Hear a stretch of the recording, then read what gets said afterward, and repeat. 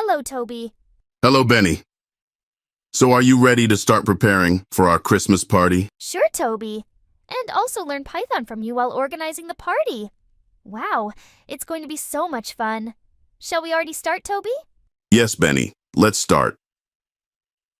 Chicky and Speedy also want to learn, so first, let's go to Speedy's place and then we can also call Chicky there. How does this sound? Great, let's go then. Hey, Chicky is already here. Hi, Chicky. Toby is going to teach us Python. Wow, I am really excited. And you, Speedy? Yeah, I'm also excited. Toby, please start. Sure, Speedy. Let's start. So, Benny, do you remember how we learnt about Python data types in our previous lesson, Lesson 2? Yes, and I also use those in my Python programs.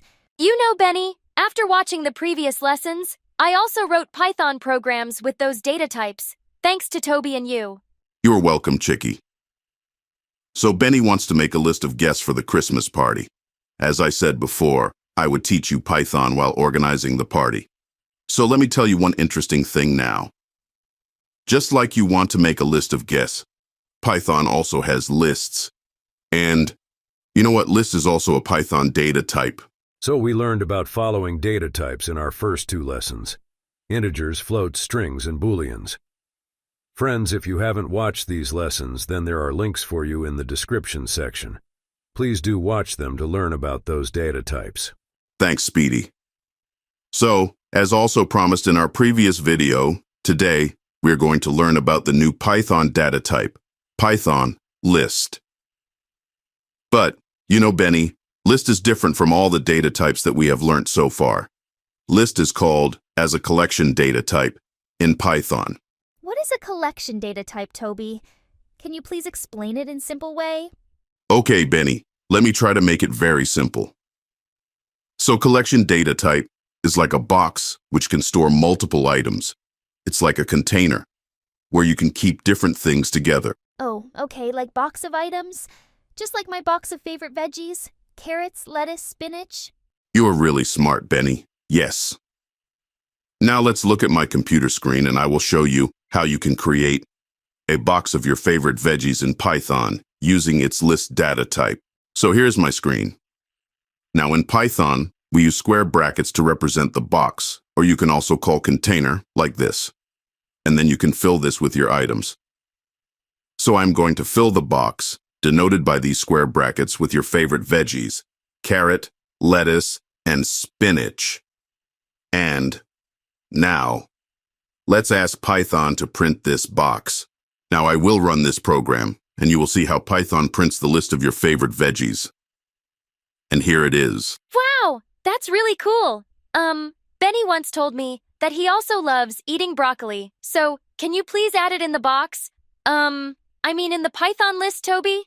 Ha ha ha. Sure, Chicky. You are really good friend of Benny. So now I will add broccoli also, and here it is. And now I will run it. So now your box or list also contains broccoli. Thanks, Toby. Python lists are very simple and interesting. Now, can we please make a list of guests for our party, friends? Else we will be very late for organizing the party. Thanks for reminding, Speedy. Let's do it. So I will create a list of our guests now, and I will use variable guest list to name this list. Friends, if you do not know about variables, then please watch our second lesson to learn about variables in Python, whose link is there in the description section.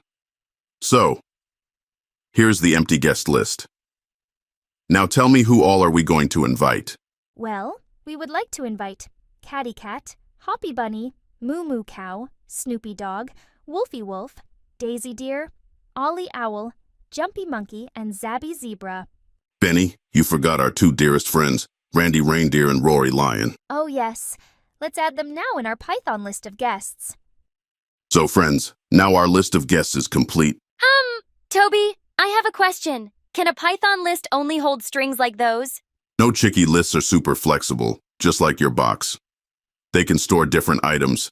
They can keep integers, floats, strings, booleans, and even other lists. Really? Can you show me, please?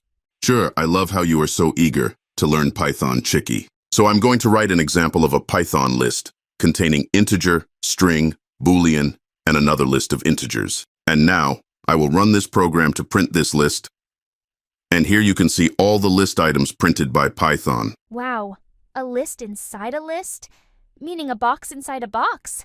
That's wild. By the way, Toby, can you please teach me how I can get an item from this Python list? So, say, I want to get second item from the list. What should I do? Well, so second item is at the second position in the list, right? Yes. So in programming, the position is called as an index. Index. Does this mean that Hoppy Bunny is at index 2? You asked a really important question, Benny.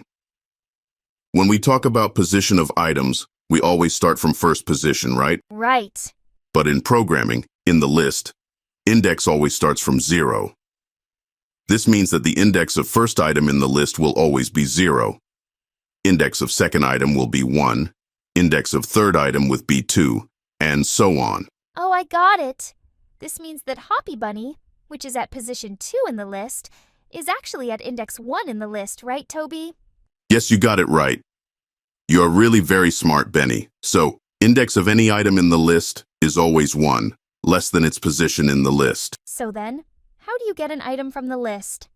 For example, what if I wanted to print my best friend Hoppy Bunny from the list of guests? How do I get any item from the list, Toby?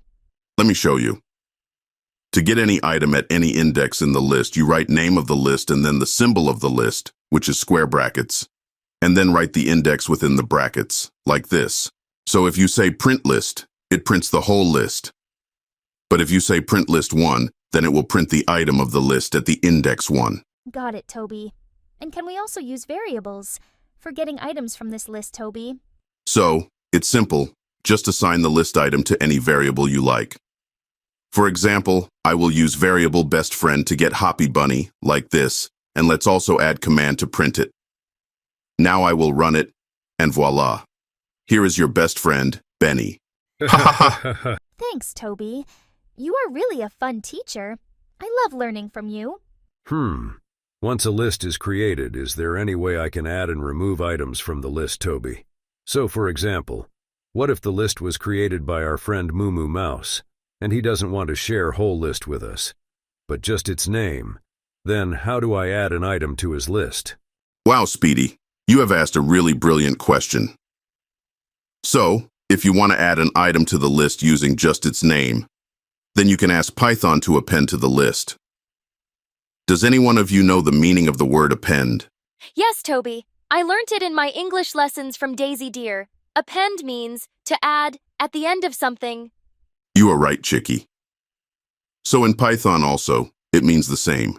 You ask Python to append an item to the list, and Python will add that item to the end of the list. Let me show you. So I will add another guest, Peaky the Peacock, to our guest list using append. So I will write, guest list append Peaky. Let me run the program again. And you can see here that Peaky is added to the end of our guest list. That's cool, Toby. Well, I just heard that Zabby Zebra went to his grandparents' forest to celebrate Christmas with them, so we need to remove him from our guest list. Wow, it's great to hear that he is celebrating Christmas with his grandparents.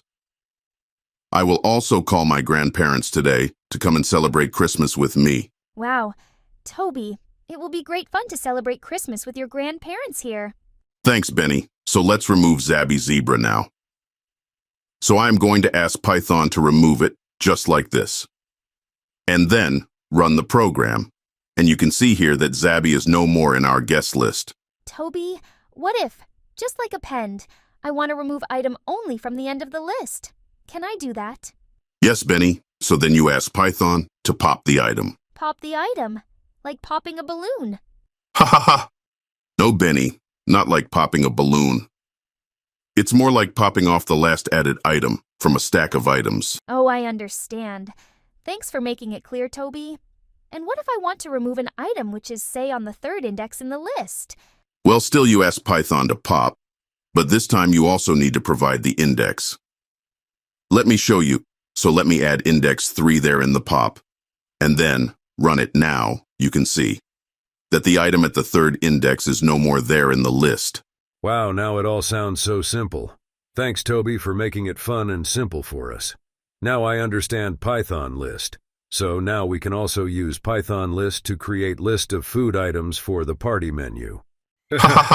Sure, Speedy, go ahead. So I will create the variable party menu for the list, and I will write party menu equals donuts, cake, cookies, nuts, candies, burgers, pastries, milk, juices. Did I do it right, Toby? Yes, Speedy, I am proud of you. Now let's send the invitation to all of our friends from our Python guest list. And also, go shopping to buy the food items for the party menu. Friends, you all are also invited to our party. So, see you in the party, friends. Merry Christmas! Friends, just to let you know, in our next lessons, we will be learning about some control structures in Python, such as if-else and for loop. Bye-bye for now, and Merry Christmas.